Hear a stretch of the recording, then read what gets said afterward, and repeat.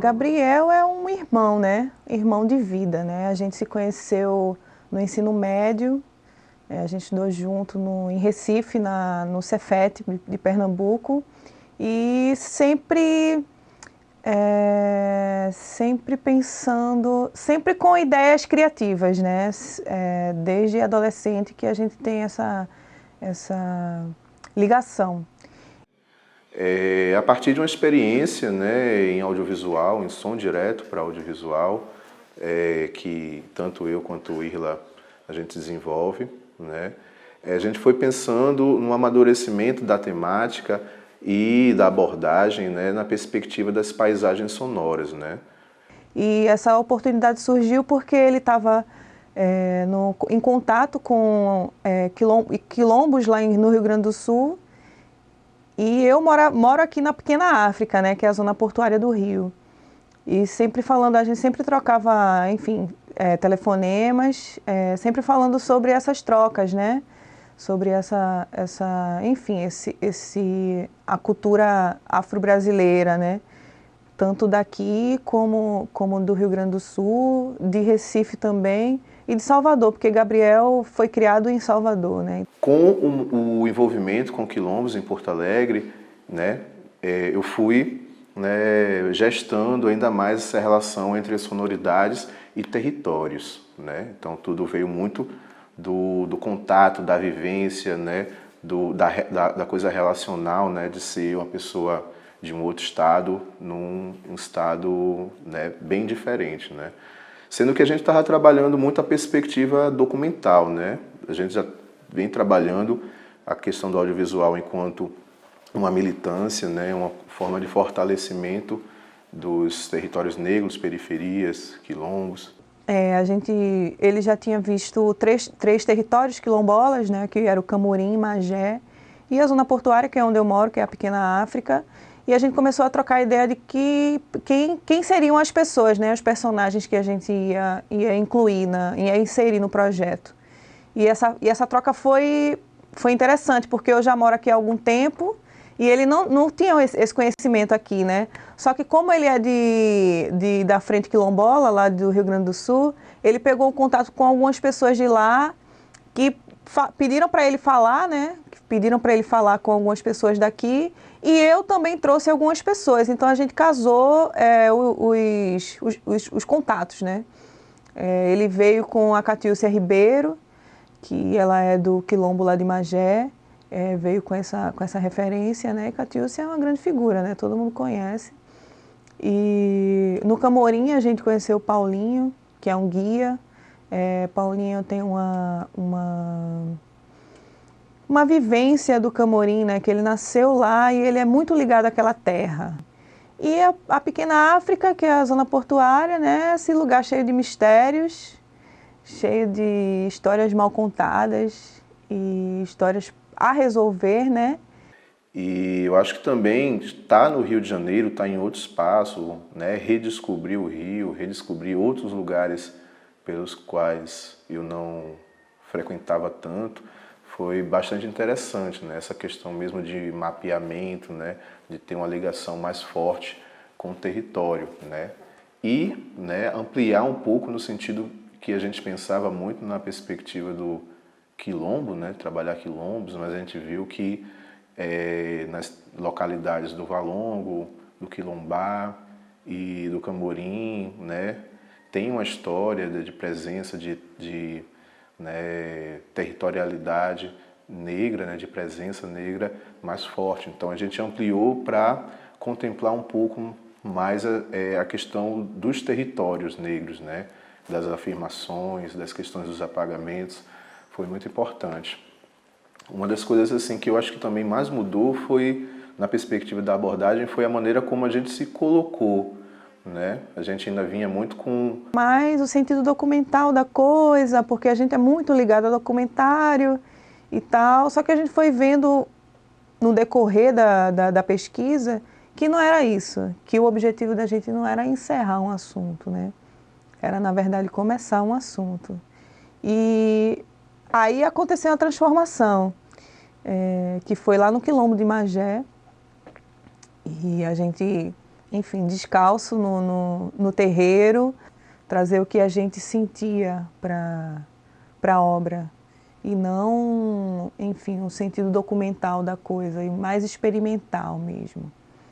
E aí a gente partiu para esse pressuposto, né, de dentro para fora, né, do que a gente sentia para mostrar para as pessoas, através do nosso olhar e do nosso ouvido, né, o que a gente sentia daqueles territórios, né, pisando no chão mesmo, descalço, sentindo as vibrações das terras, férteis ou não, né, porque a gente está falando de ambientes rurais e urbanos, né, completamente distintos um do outro. E aí a gente tem essas vibrações que fizeram a gente transformar a obra em algo que veio de dentro de nós para fora, né? E eu acho que no decorrer a gente se viu mais integrante do próprio espaço, né? A gente teve uma integração mais forte com as pessoas, né? Inclusive renderam boas amizades, boas parcerias e também com o território, o que permitiu que a gente, enquanto artistas criadores, a gente pudesse intervir mais, né? Se sentisse até mais à vontade para criar um diálogo com os espaços, né? De criar sonoridades, como a gente experimentou, por exemplo, com o urucum, né? Com as sementes de urucum. A gente já estava estudando paisagens sonoras há um tempo já, né, individualmente, e trocando essa ideia por telefone, nas nossas conversas. E, na verdade, a gente descobriu as paisagens sonoras juntos, né. O ambiente da zona portuária é mais fácil, né, um ambiente urbano, completamente acessível, mas aí Magé e Camorim foi uma descoberta nossa. A gente não sabia como era o ambiente e a partir das visitas, né, das vivências, que a gente entendeu como era aquela paisagem sonora, né? O silêncio da zona portuária é o trânsito, né? É o grave contínuo do trânsito. E em Magé a gente tem um terreiro no meio da mata, então a gente ouve ali as cigarras, ouve os pássaros, as plantas, as árvores balançando e tudo mais. Criando uma relação, né, mais de pertencimento àquele espaço, né? A gente está aprofundando, estudando, observando o espaço, mas o espaço contempla a gente também. Então a gente pode se sentir mais à vontade para ter esse diálogo.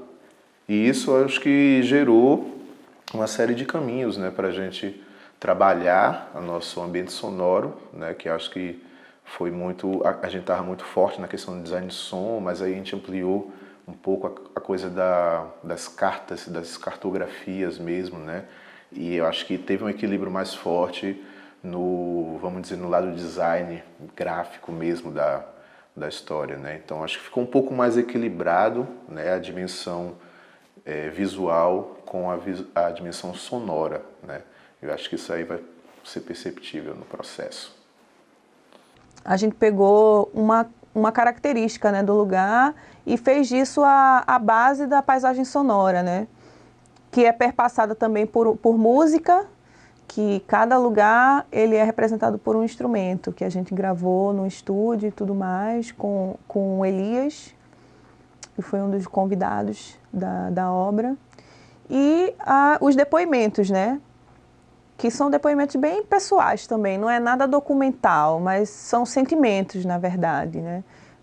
No Camorim, a gente falou sobre as profissões do passado, como é que aquela comunidade ribeirinha, né, quilombola, como é que os quilombolas dali eles sobreviveram, né, naquela região. Então, a água, o moinho d'água, ele é uma coisa que faz parte da vivência dos trabalhadores dali.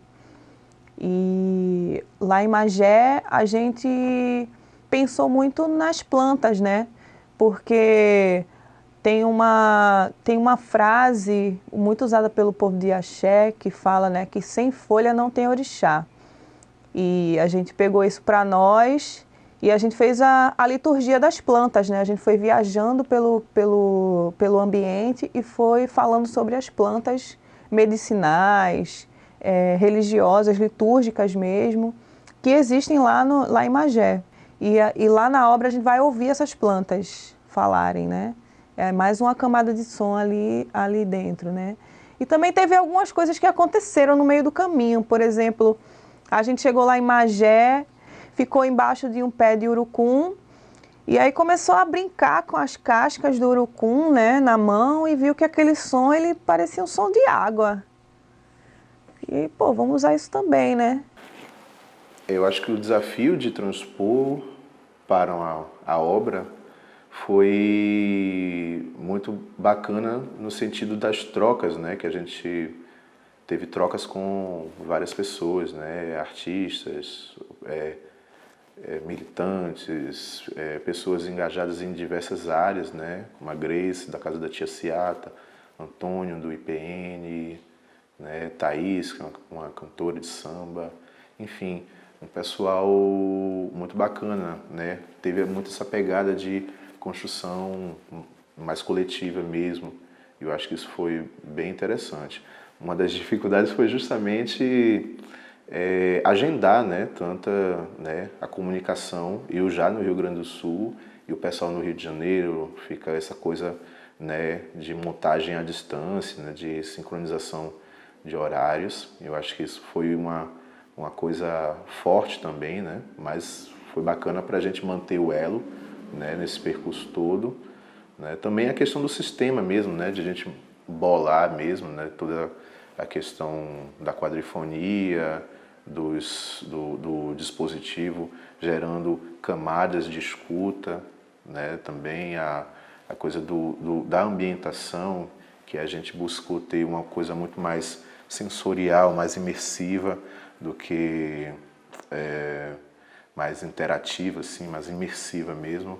E eu acho que isso foi bem interessante, né, também para pensar a narrativa em alguns caminhos, né, tipo ela meio que se completando, né, o som trazendo certas informações, as imagens das cartas já traziam um outro complemento, as imagens dos vídeos também irem aos poucos, né, trazendo uma narrativa, né, tal como caminhos, né, caminhos de mapas, né, traçados. A gente buscou muito a questão do pertencimento, da presença da negritude do Brasil a partir dos traçados, dos caminhos, né?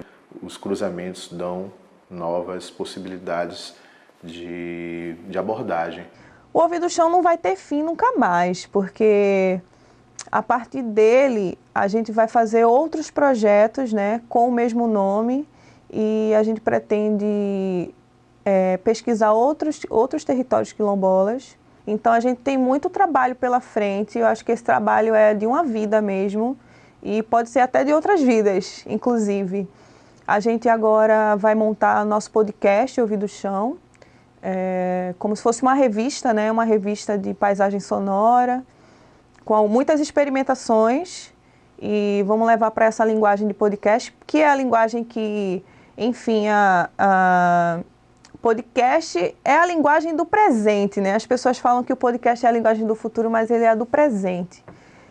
E a gente vai aproveitar isso, fazer o ouvido chão ser ouvido, né? O chão ser ouvido, né? Acho que por enquanto é isso, né? A gente também, né, tem inclusive fortalecido muito as parcerias com o Rio de Janeiro, né, com pessoas do Rio de Janeiro. Foi nesse sentido a residência também foi muito forte, de a gente firmar novas possibilidades de criação.